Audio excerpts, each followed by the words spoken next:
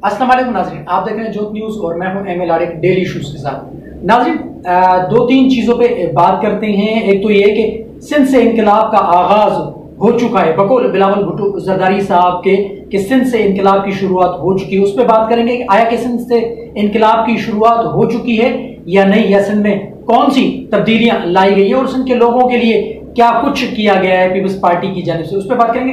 दूसरी बात यह कि 2 दिन के लिए खतरा टल गया है। वो खतरा कौन सा है जो खतरा 2 दिन के लिए टल गया है, यानी पीर तक मौखर हो गया है खतरा, उस पर बात करेंगे। तीसरी बात ये, सिंध की सियासत में अचानक एक बड़ी हलचल, वो हलचल कौन सी है उस पर भी बात करते हैं। तो चलते हैं, शुरू करते हैं, आपको बताते हैं कि सिंध से इनकलाब की शुरुआत कैसे हुई है और कहां से हुई है। नाज़रीन, सिंध से इनकलाब का आगाज हो चुका है, सिंध से इनकलाब की शुरुआत हो चुकी है बकौल बिलावल भुट्टो जरदारी साहब के कि हमने तो सिंध से इनकलाब की शुरुआत कर दी।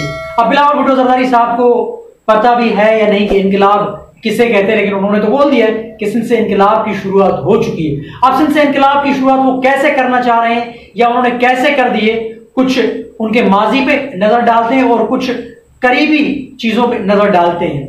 देखिए, गुज़िश्ता 15 सालों से पीपल्स पार्टी सिंध के ऊपर हक हुक्मरानी कर रही है और आपको पता है कि सिंध के अंदर हुक्मरानी पीपल्स पार्टी की है।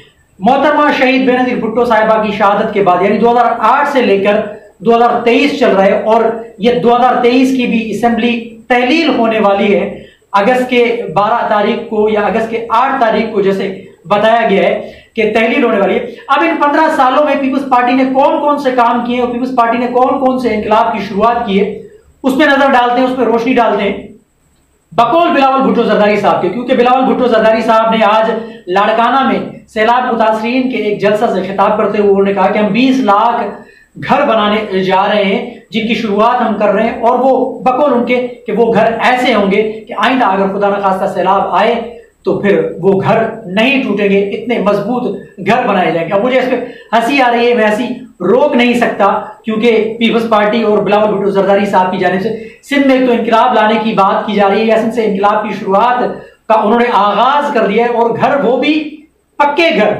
वो भी 20 लाख घर, और सैलाब आएगा तो वो घर सैलाब की जद में नहीं आएंगे। पहली बात तो ये कि सिंध में जो गुज़िश्ता 15 सालों से जो सिंध के अंदर बेड गवर्नेंस है, सिंध में जो करप्शन का उरूज है और सिंध के अंदर जो कत्लो गारत है, सिंध के अंदर गुज़िश्ता 15 सालों से इनकलाब जो लाया गया है, इनकलाब का जो आगाज किया गया है। अब मैं आपको बताता हूं कि सिंध के अंदर पीपल्स पार्टी ने कौन से इनकलाब का आगाज कर दिया है, सिंध के अंदर पीपल्स पार्टी ने कौन से इनकलाब की शुरुआत कर दी है। पीपल्स पार्टी बकौल बिलावल भुट्टो जरदारी साहब के, पीपल्स पार्टी लोगों को अपने पांव पर खड़ा करना चाहती है। पीपल्स पार्टी लोगों को माशी तौर पर मजबूत देखना चाहती है।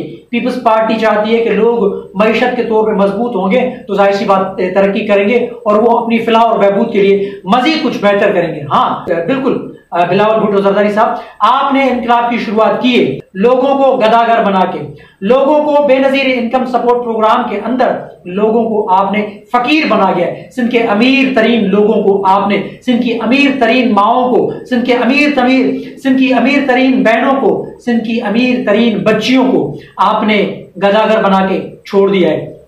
आप मईशत की बात करते हैं, आप लोगों को पांव पर खड़ा करने की बात करते हैं। गुज़िश्ता 15 सालों से आपकी सिंध के अंदर हुकूमत है, अगर आप चाहते हैं तो ये बिल्कुल मुमकिन था। इन 15 सालों के अरसे के दौरान आप बिल्कुल ये काम कर सकते थे, लोगों को अपने पांव पर खड़ा कर सकते थे, लोगों के लिए आप मजबूत मईशत का एक जाल बिछा सकते थे, लेकिन आपने ये नहीं किया। आपने सोचा, आपने चाहा कि अगर ये लोग अपने पांव पर खड़े हो गए तो हमें वोट कौन देगा, अगर ये लोग अपने पांव पर खड़े हो गए तो हमारी गुलामी कौन करेगा, अगर ये लोग अपने पांव पर खड़े हो गए और अपना इन्होंने कारोबार शुरू कर दिया तो ये हमारे पास नहीं आएंगे और हमें दूर से ही सलाम किया करेंगे। आपने लोगों को कमजोर बनाने के लिए जो प्लानिंग की, आपने लोगों को गदागर बनाने के लिए कोई कसर नहीं छोड़ी। अभी जो आप ये 20 लाख घरों की जो बात कर रहे हैं आप बनाने के हवाले से, ये भी इलेक्शन करीब है, इस वजह से आपने इस बजट के दौरान वजीर आजम शहबाज शरीफ के साथ जो आपने उनके साथ उनको जो धमकी दी, वजीर आजम शहबाज शरीफ को जो आपने धमकी दी, अगर आपने 25 या 26 अरब रुपए सैलाब मुतासिर की मदद सिंध को ना दिए तो हम हुकूमत से अलहदा हो जाएंगे। तो आपकी धमकी की वजह से ये आपको 24-25 अरब रुपए ये वफाकी हुकूमत दे रही है, लेकिन लोगों को घर बनाने के हवाले से दे रही है, लेकिन आप इसका गलत इस्तेमाल करेंगे क्योंकि इलेक्शन सर पे अभी आपने इसी वजह से तो ये 25 अरब रुपए लिए हैं जो आप वहां जाकर ऐलान कर रहे हैं, क्योंकि आने वाले दिनों में आपको वोट चाहिए, आप लोगों के पास जा रहे हैं। अब फिर मैं वापस आ जाता हूं कि लोगों को अगर आपने मजबूत करना होता, लोगों को अपने पांव पर खड़ा करना होता तो आप क्या करते? ये 460 अरब रुपए जो बेनजीर इनकम सपोर्ट प्रोग्राम की मद में अभी जो आपने रखवाए वफाकी हुकूमत से, उनमें से आप 460 फैक्ट्रीज बना सकते थे, छोटी छोटी 460 ना सही 200-300 फैक्ट्रीज आप बना सकते थे, जिन फैक्ट्रीज के अंदर सिंध के नौजवानों को जो जिसकी काबिलियत उसके मुकाबले के हवाले से या उसकी बदौलत उनको आप नौकरी देते। प्राइवेट सेक्टर के अंदर लोगों को, अगर आप वाकई लोगों का भला चाहते तो आप ये 460 अरब रुपए बेनजीर इनकम सपोर्ट प्रोग्राम की मद में देने की बजाय आप सिंध के लोगों के लिए छोटी छोटी फैक्ट्रीज बनाते और सिंध के नौजवानों को आप बरेसर रोजगार बनाते, ना कि उनकी माओ को, उनकी बहनों को, उनकी बीवियों को, उनके बच्चों को गदागर की जिंदगी पर आप मजबूर करते।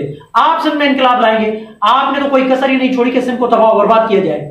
आपकी तो हिस्ट्री इतनी है, ये 15 सालों तारीख में आपने वो कर दिखाया है जो सिंध के साथ किसी गैर यानी हुकूमत ने भी, गैर सिंधी हुकूमत भी जो आई है, अगर आप दौर उठा लें एमक्यूएम का, अगर आप दौर उठा लें अपना काफ लीग का, अगर आप दौर उठा लें नवाज शरीफ की हुकूमत का, तो कभी भी ऐसी सिंध के साथ ना ऐसी नाइंसाफियां नहीं हुई जो पीपल्स पार्टी ने बिलावल भुट्टो जरदारी साहब जो आपके दौरे हुकूमत में पिछले 15 सालों से सिंध के लोगों के साथ की गई है। आप सिंध में इनकलाब लाएंगे, आपने तो सिंध को तबाह बर्बाद कर दिया। आपका प्लान है कि सिंध के लोगों को गदागर बनाए, वो आप बना रहे हैं।